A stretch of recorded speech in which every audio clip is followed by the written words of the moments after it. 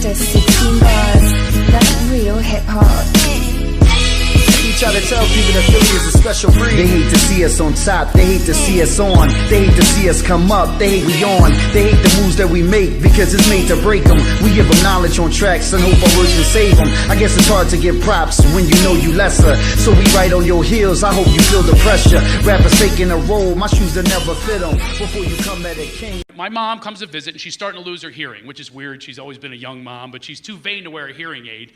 So she comes out, and this is an actual conversation. She comes out visiting from Philadelphia. She's in the passenger seat, and I'm driving along. She goes, and it was raining a lot in Los Angeles. She goes, Craig, what are you going to do about that flood at your house? I go, that's all right, Mom. I got my own wet vac. You know the wet vac, the wet vacuum? Wet vac, she thought I said a derogatory term for Mexican. Don't you ooh my mother. And she knows I'm actually really politically correct. She goes, oh, my, that's an awful thing to say. And I have no idea. I go, what are you talking about, Mom? A lot of people have them. It's California with El Nino, they're a necessity. There's a lot of cleaning up to do. And she goes, you have your own? Yeah, why rent when you can own? I'm telling you, they're handy. I'll loan. This goes on for 10 minutes. And she goes, how do you get one? They're right in front of Home Depot. You pick one up, you snag one on the way out. That's a true story. We're now joined by a living legend, if you will, having been in this entertainment industry for 40 years plus, Mr. Craig Shoemaker. Welcome to Philly on the Rise. How are you, man? I'm fantastic. I'm on the wrong coast though. I'm in outside of Malibu here with a beach in the background, but I will always love the Jersey Shore more. I don't know, Craig. I mean, that Malibu beach sounds pretty nice where you are. Well, I have to tell you, we vacation, me and my family, we load up the family, we come back east every year and we go to the Jersey Shore. And every year it's always the landlord is always someone who's from Philadelphia. So the first thing is they always go, hey, where are you from? They assume I'm from, Kensington or Northeast or Media or whatever. And I always go, California. Every time with a Philadelphia accent, I go, California? What are you doing here? You got no oceans out there in California? So I love the Jersey Shore. I miss my Macamencos and all the, Johnson's popcorn, all that stuff. And but this year we decided to stay close to home. And meanwhile, though, I'm coming back east in a couple weeks. You are coming back east in a couple of weeks. You'll be back here for a comedy stint at the nightclub, Helium Nightclub. So definitely looking forward to you coming there. But you are originally from the Philly area. What's your fondest memories growing up in here, Philadelphia? I was talking about it the other day, row homes. We lived in a row home, and it's something you don't find in many places in the United States. And we shared a wall. And one time I was actually in a home where I dug a tunnel over to Carl Rodzowicz's place, and I covered it with an Elvis Presley poster. I was like Shawshank Redemption. I was like Morgan Freeman. Handed the frames, escaped his house on Duval Street, went over to the Rodzowicz house. All they found was a mud of present clothes and a rock cabinet inlay worn down to the nub.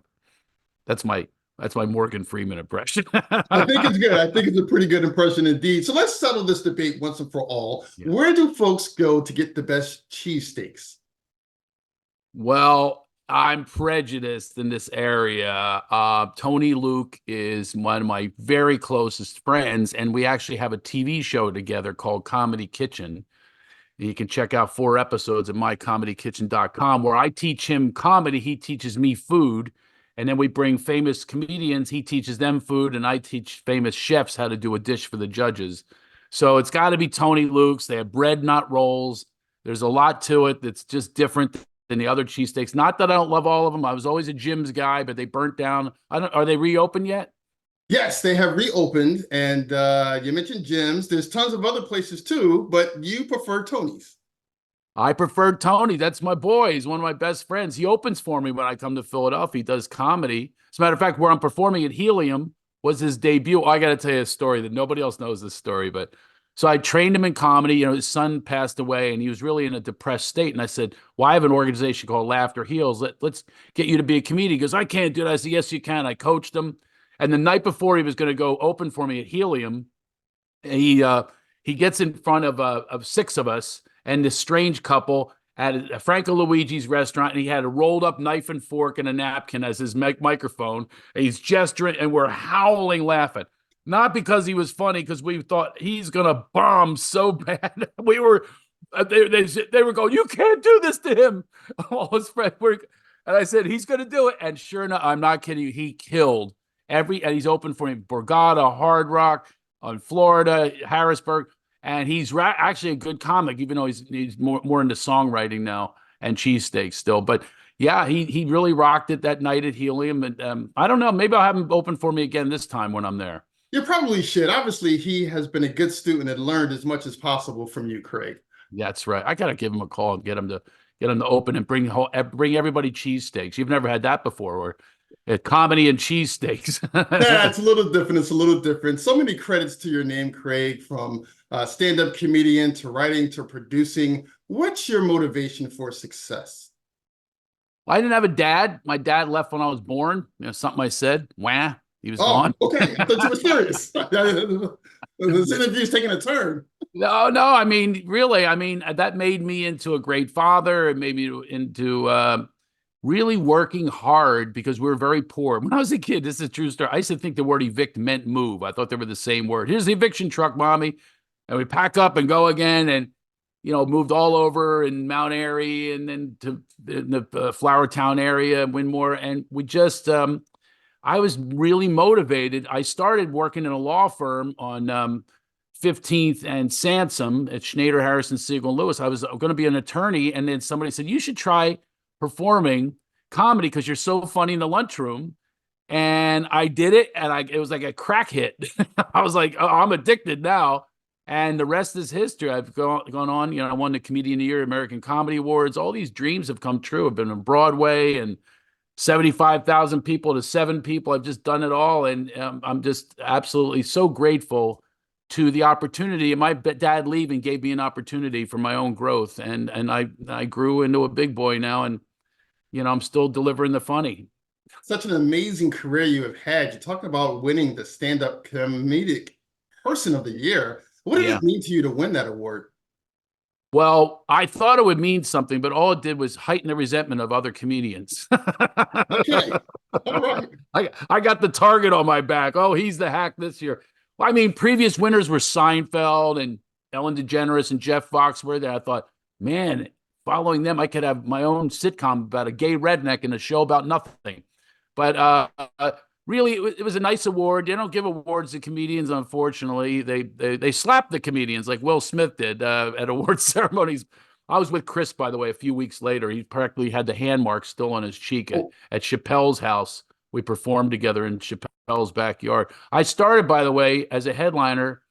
I started comedy at 16 in Ava Tamini's backyard. And then when I was 22, I headlined, and Dave Chappelle opened for me when he was 15 in Washington, D.C. And I go to his house now, and then we talk about that all the time. He made $150 for the weekend. He's doing okay now. I think he's doing just a little bit better, Dave. Just a little. Yeah. Talk about your multiple Emmys. You've got quite a few of those. Yeah, I have all these awards, but I like to say my most important award, which really keeps me in this funny place, is I got Emmys and Best Supporting Actor and awards, all this. The best one, though, is I won the Horse's Ass Award at the trophy at my ex-wife's family reunion. And that I am truly proud of. I earned that horse's ass. It's a trophy with a horse's ass. I wish I had it here with me on my vacation. I'd usually take it everywhere. It's my proudest moment.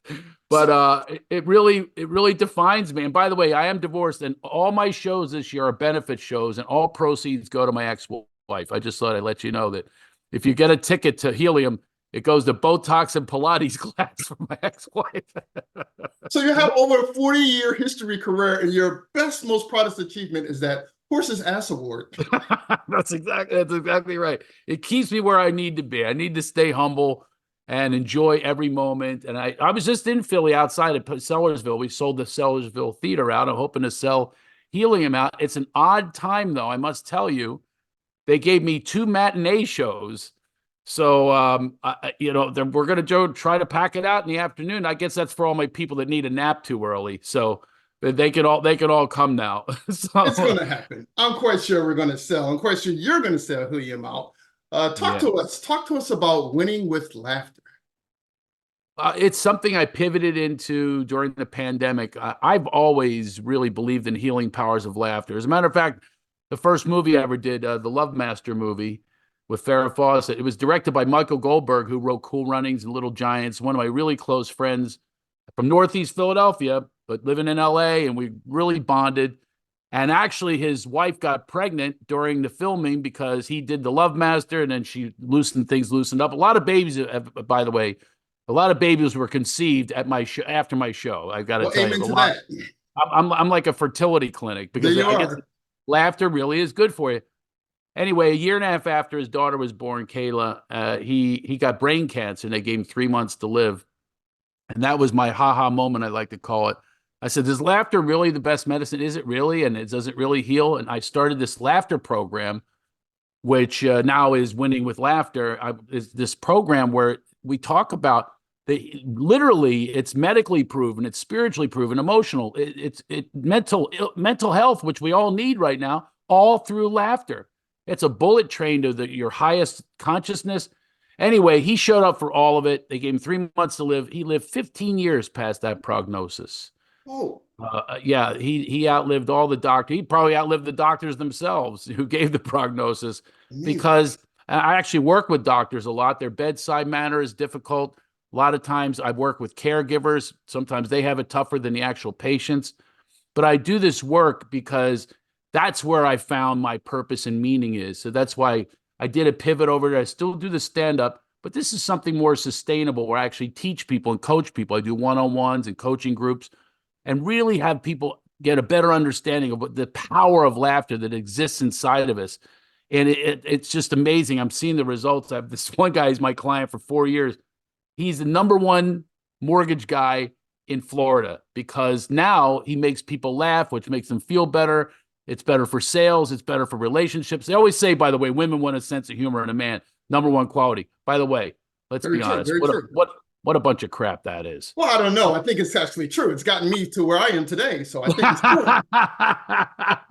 Well, I've never seen women in the front row of Helium throwing panties at me. I'm going to tell you that right now. And I'm pretty damn funny. Well, it's going to happen in August. Next time you're in Helium, it's going to happen in August. August 10th and 11th, I think I'm there, right? Is that what You will be there August 10th and 11th. 4 p.m. in the afternoon, man. I can't wait for that. That's I can go out at night. That's great. When I go back to Philadelphia, all I do is see old friends. I get them all together. It's so funny. I make parties happen, and they're going.